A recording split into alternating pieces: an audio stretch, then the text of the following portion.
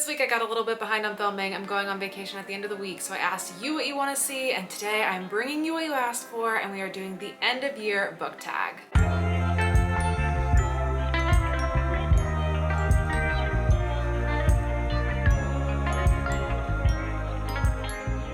I actually got a ton of really great suggestions for videos, so thank you. I will be adding a lot of those to the backlog, but what I thought would be short and sweet and fun to do today is the end of the year book tag. I also do plan on doing a video a little bit later in the year where I talk about my end of year TBR and list all the books that I really want to get to by the end of the year, so you can't expect to see that soon, but this is a little bit different. It's just a quick little fun tag with a couple of questions. Go through questions, I'm gonna answer them, and we're gonna have a good time.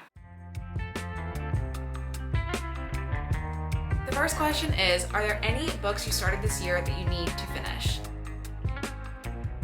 I will most likely be doing a video in December when I do all of my end of the year videos where I talk about all the books I DNF'd this year, why I DNF'd them, if I'll ever be picking them back up again. But the three that I wanted to highlight for this question in this video are Faye Far Away by Helen Fisher. I started this one, I don't even know when. Maybe it wasn't even this year, but I was very excited for this book. It sounded like something I would really love. It is more of a literary book with some magical, speculative elements to it, a mother-daughter story, playing with time, all of my favorite things. When I started it, I barely got into it, and I just haven't picked it back up, but it looks like a good fall book, so it would be great if I could pick this back up by the end of the year, but I've just been putting it off for so long, so who really knows. Then we have A Court of Silver Flames by Sarah J. Maas. I never ended up finishing this one. I think I read 300-ish pages of it. It's very long. I don't really think I'm realistically going to finish this by the end of this year, but at some point I do plan on finishing this book. I actually tried to listen to the audiobook a month or two ago, but I didn't really like the audiobook. I would rather read it physically, so on a rainy day when I'm in the mood for some fantasy, I guess I'll probably pick this back up sometime. And then also The Latecomer by Jean Hobb Corlitz. This is the same author of The Plot, and I had this arc kindly sent to me earlier in the year before it was coming out. I started it and I very quickly DNF'd it because it was super wordy and I really needed an audiobook to be able to help me get into it. So if I can find an audiobook,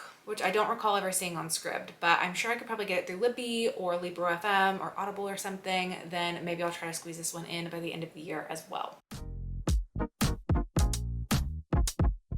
The second question is, do you have an autumnal book to transition into the end of the year? For this question, I have two books on my radar, and both of these just feel like good autumnal reads for some reason. They fit into that category of my reading that is not thriller, not horror books, but more like speculative or some romance or some literary, who even knows type of things, but I've heard great things about these books. I really feel like they would be good autumnal transition to get into that end of the year, cooler weather. I don't even really know why I associate these books with autumn, but that just makes sense in my brain. And so we have This Time Tomorrow by Emma Straub, which I have wanted to read ever since it was coming out. I've never read from this author before, but this book just sounds really good. It sounds like something I'll really love, and I've heard amazing things about it. This is a story about this woman and her dad's relationship. I'm not sure if he passes away or if he is just starting to get closer to older age, and she is getting ready to turn 40. It is the eve of her 40th birthday, but when she wakes up, she's actually 16 again and living with a younger version of her dad, and it's kind of about their connection and their story. Sounds like a book that would make me cry, and I really want to read this very soon. And then we also have Tomorrow and Tomorrow and Tomorrow by Gabrielle Zevin. This is one of the most buzzed books I've heard about all year. I really don't know too much about it. I know it has something to do with video games. There's a romance element, but it's not a romance type story. It's about these two people who I think are friends. They kind of go in and out of each other's lives. I also really love the cover of this one, and the spine and the back. It's just all so beautiful, and it just feels like it would be a good autumn read. Third question is there a new release that you're still waiting for? And there definitely are.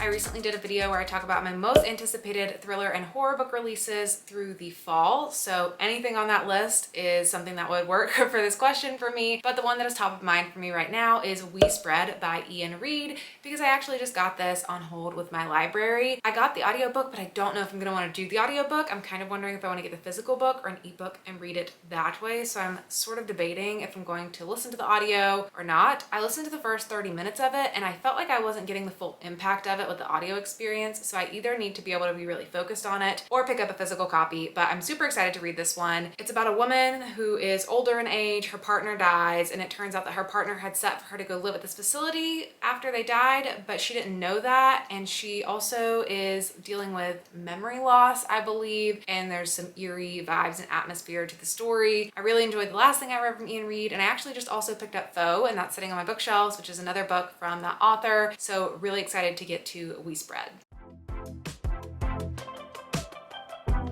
The next question is, what are 3 books you want to read before the end of the year?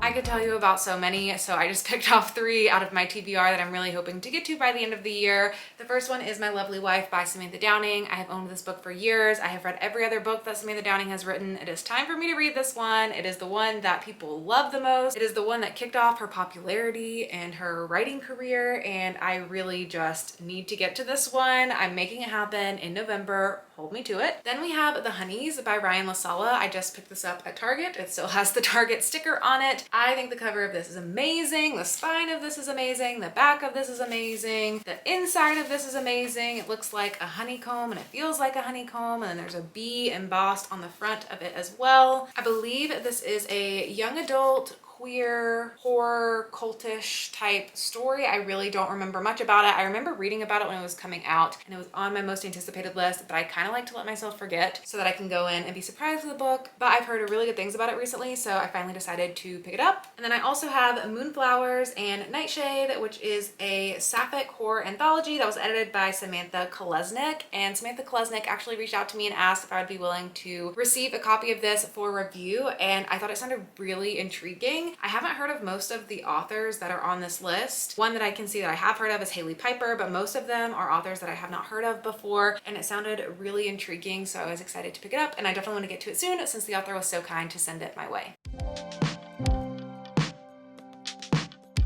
The next question is there a book you think could still shock you and become your favorite book of the year?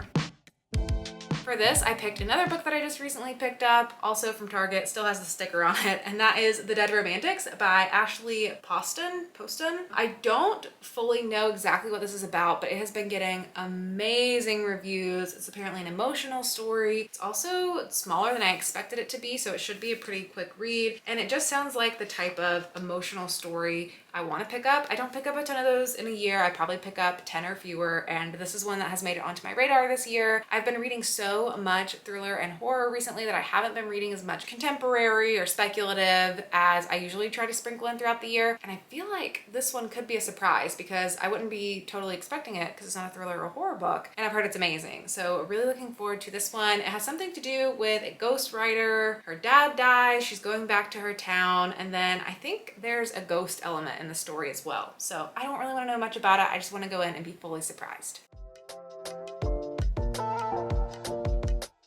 And then the last question is, have you already started making reading plans for next year? And my answer is absolutely. I plan my reading so far in advance. I get so excited for new releases from authors I've read before or debut authors. I'm already thinking about the 24-hour horror-a-thon and what books we could read as buddy reads next year. I'm always thinking at least like 6 months ahead at any given time, so I'm definitely thinking ahead. One of the first books that comes to my mind for something that I won't be able to read until next year because it's not out until next year is CJ Tudor's new book, The Drift. That one looks really interesting. I've read all of CJ Tudor's books. I'm getting ready to read the short story collection that she is going to be coming out with soon because I have an arc of that, so she's just top of mind for me, and I'm really excited to pick up that book. But I will definitely have a video in December when I'm telling you all about my most anticipated book releases from December, January, and February, so you can look out for that for a big list of all the books that are on my radar for the beginning of the year. So that is it. I tried to fly through this because I don't have a lot of time this week because there's a lot of crazy things going on and my camera battery is dying. So hopefully you enjoyed this. I always have fun with a quick little book tag, and if you made it to the end of the video,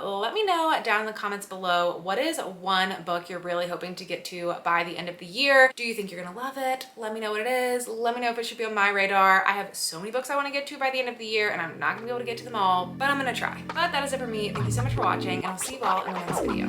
Bye.